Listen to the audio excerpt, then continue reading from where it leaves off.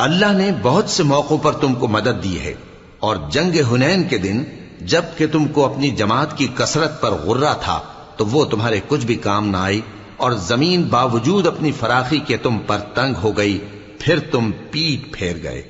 پھر اللہ نے اپنے پیغمبر پر اور مومنوں پر اپنی طرف سے تسکین نازل فرمائی، اور تمہاری مدد کو فرشتوں کے لشکر جو تمہیں نظر نہیں آتے تھے آسمان سے اتارے، اور کافروں کو عذاب دیا، اور کفر کرنے والوں کی یہی سزا ہے۔ پھر اللہ اس کے بعد جس پر چاہے مہربانی سے توجہ فرمائے، اور اللہ بخشنے والا ہے، مہربان ہے۔ مومنوں، مشرک تو پلید ہیں، تو اس برس کے بعد وہ مسجد حرام یعنی خانہ کعبہ کے پاس نہ جانے پائیں، اور اگر تم کو مفلسی کا خوف ہو تو اللہ چاہے گا تو تم کو اپنے فضل سے غنی کر دے گا۔